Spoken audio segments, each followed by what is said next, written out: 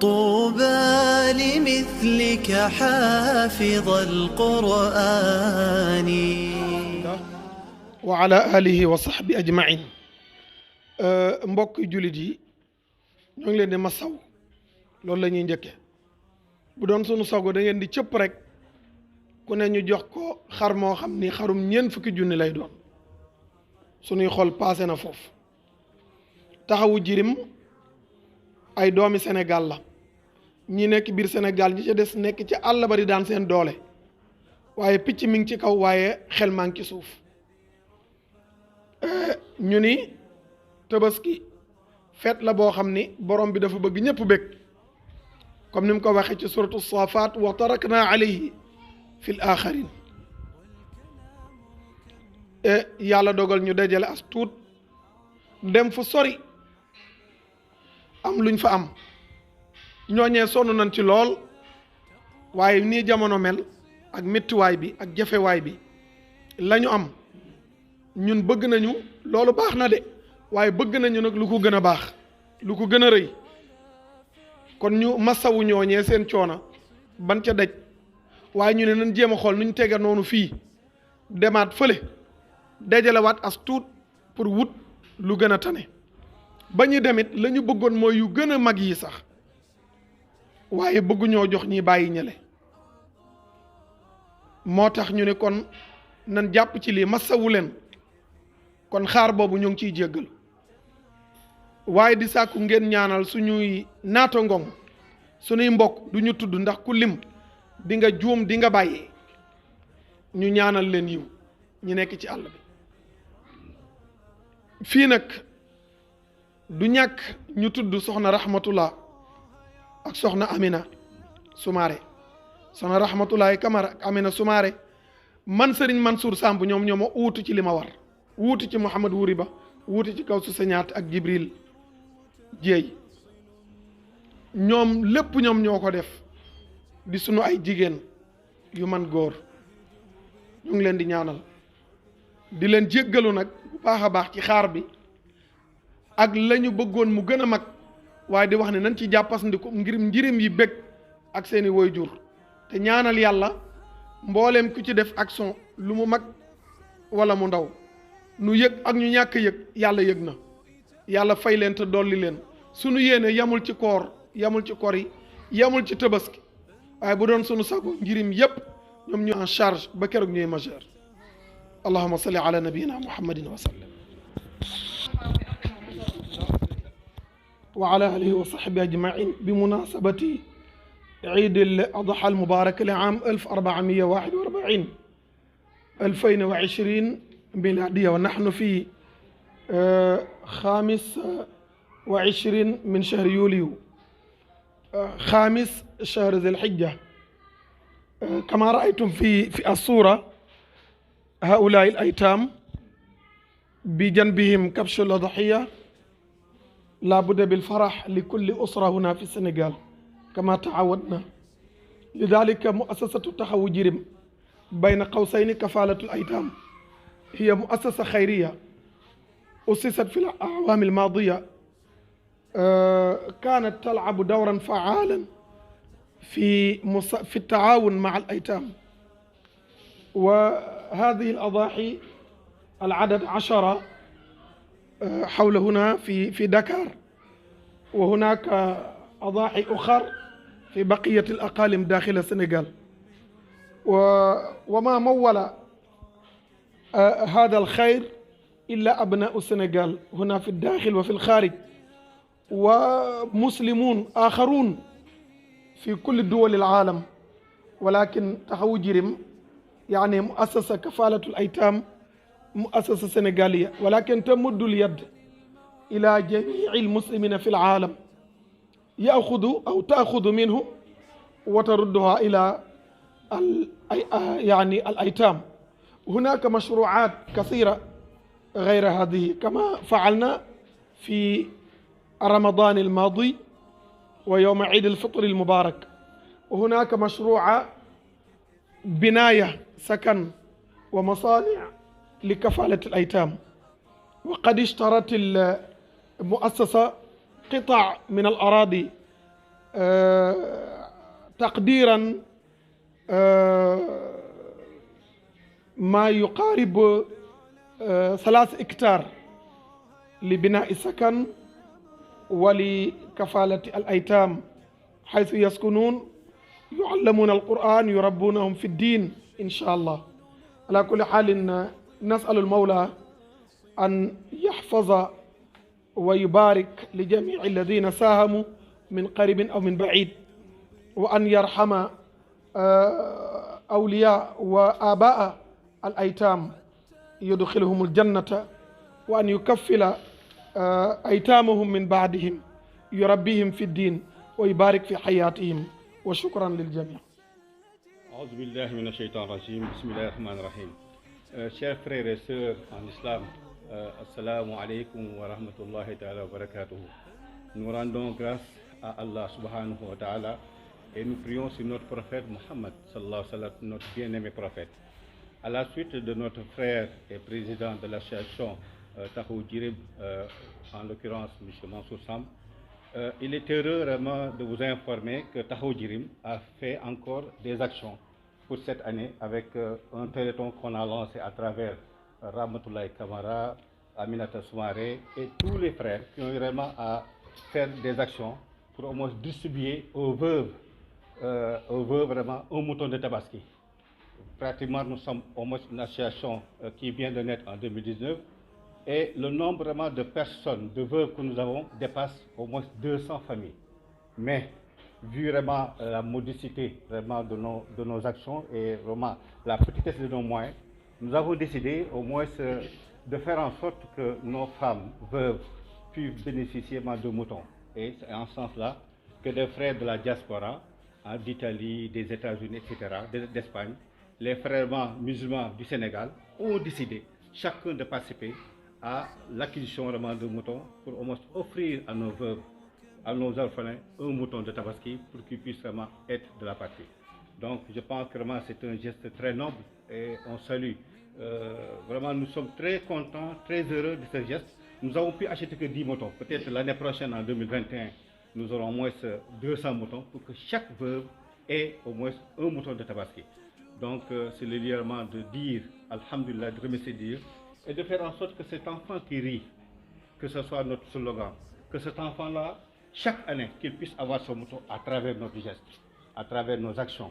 Donc moi je pense que c'est le lieu vraiment de remercier Dieu, c'est le de remercier l'association Tahaou Djirim, et je ne pourrais pas ne pas citer un de ses présidents qui se trouve en Italie, en l'occurrence Tidjane Ba, qui vraiment se dévoue corps et âme pour moi se regrouper l'ensemble des frères qui sont à la diaspora. Donc nous aussi ici à Dakar, on essaie de faire vraiment un geste. Toutes les personnes, toutes les sœurs qui ont eu à contribuer, votre action est là. Et je pense que durant ces 10 jours, ce sont les 10 jours meilleurs que nous pouvons faire vraiment des actions de bienfaisance. Faisons-le. Bon, donc le kit Ramadan a été fait. On a aidé vraiment les enfants. On a vraiment clôturé ou bien même construit des demeures. Donc actuellement, nous sommes là au moins pour distribuer un mouton. Que ça soit vraiment symbolique, mais vraiment nous remercions Allah qui nous a aidés et qui nous a vraiment orientés dans cette voie. Donc à travers ceci, Tahaou Djirim vous remercie et demande à Allah subhanahu wa ta'ala de quintupler vraiment vos actions durant ces 10 jours bénis. Voilà, c'est sur ces mots vraiment que nous vous remercions et nous vous lançons un appel. Tahaou Djirim est là et nous comptons aller de l'avant, aider ces femmes démunies. Vous voyez ces femmes qui sont là, qui n'ont pas de moutons, mais c'est à nous maintenant de les remplacer, vraiment leur défunt mari pour qu'on puisse vraiment qu'ils aient le bonheur que nous avons.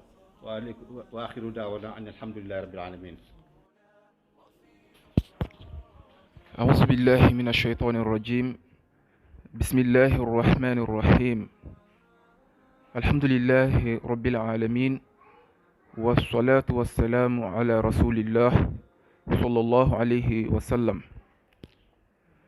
So I'm really very proud and excited as well to be here today in the name of what we have in common. I'm not going to give new sentences in terms of speech, but all what I'm going to say have already been said by my brothers, but in other languages. So we know that members of Taxawu Njirim are working everywhere around the world. Some are in Senegal, others in Africa, and some are in the United States, and so on. That's why we would like to express what we are feeling here today in as many as languages as possible. I would like to thank everybody who has taken his money, his time, and his thought to take part of this great action. We all know that Allah subhanahu wa ta'ala wants every time that he gives an advice or an order for the believers to do it without asking questions or taking any time. That's why at the very beginning of this month we had always been asked to do great things and good actions like a gift, like to fast or something of the kind. I gotta say that today we are very proud to take part of the let's say this meeting. We have found 10 sheep that have been given to 10 different persons from 10 different families as well.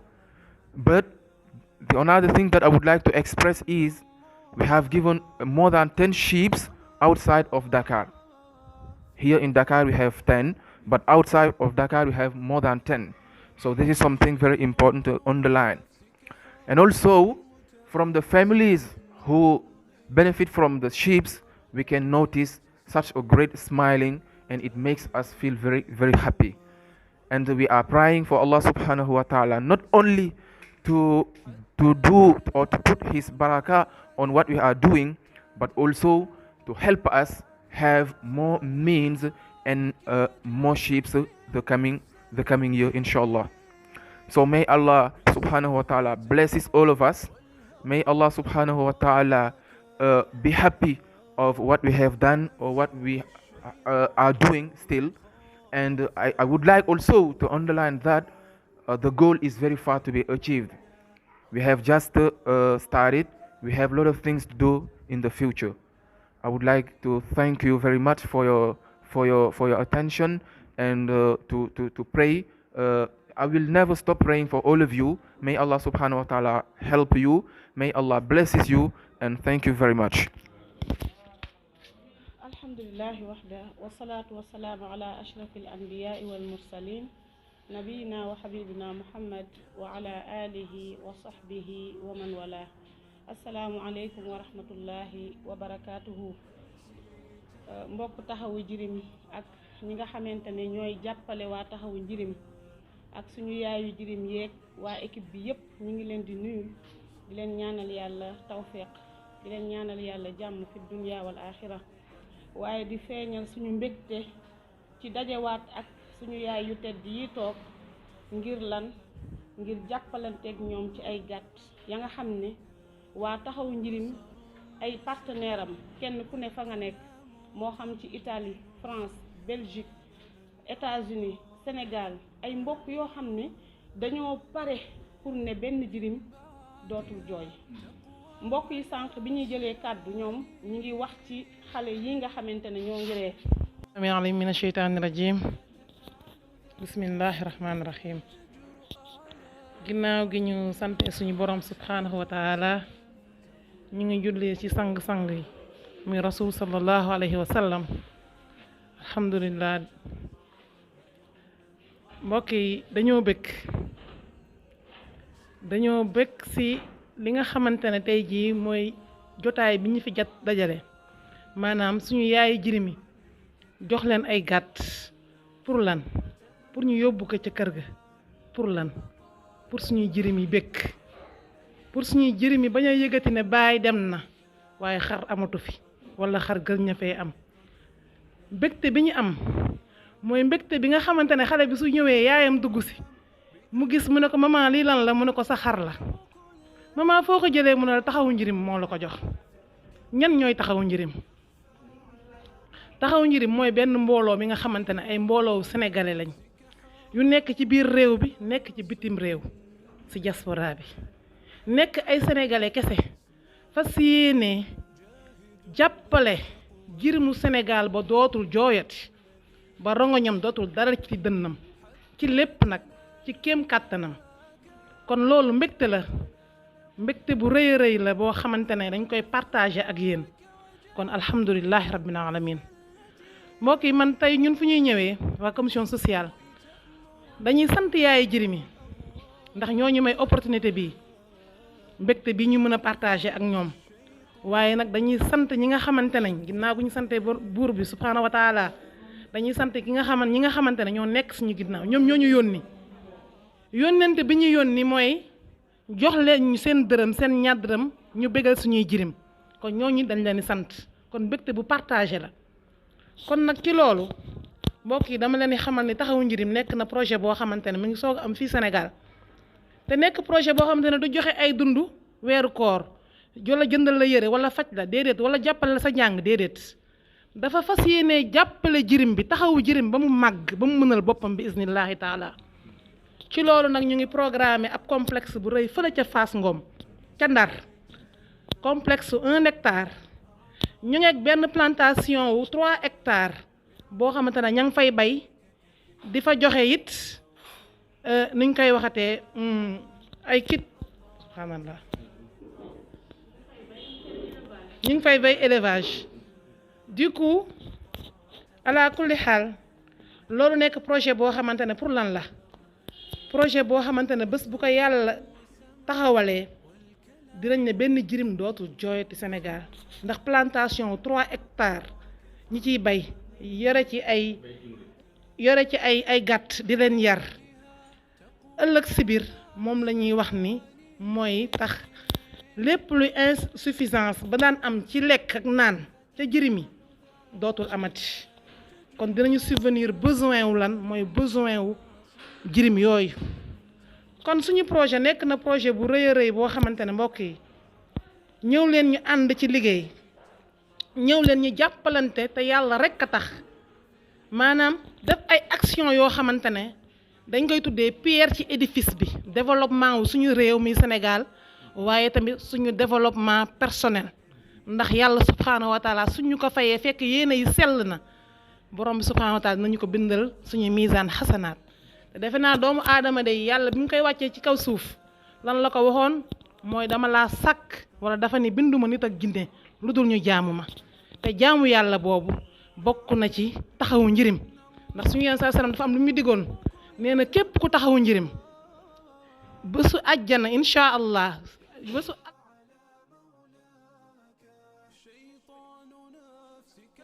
aaxira yàlla subhaanahu wa ta'ala dina la bettee xéewalu àjjana waaye beneen xéewal bu ci gën a neexati mooy ban mooy yaag suñu yonent sallallahu alayhi wa sallam da ngeen di ànd dëkk te defe naa loolu koo ko wax ku ne jaral na ko lu nekk ci taxawu njirim kon nag mbokk yi ñëw leen ñu taxawu njirim yi njirimu Sénégal yi bañ a jooyati te taxawu njirim ba njirim yépp mënal seen bopp bépp njirim nag bu soxla incha allah ñu ngi jéggalu lu bari salaamaaleykum wa rahmatullah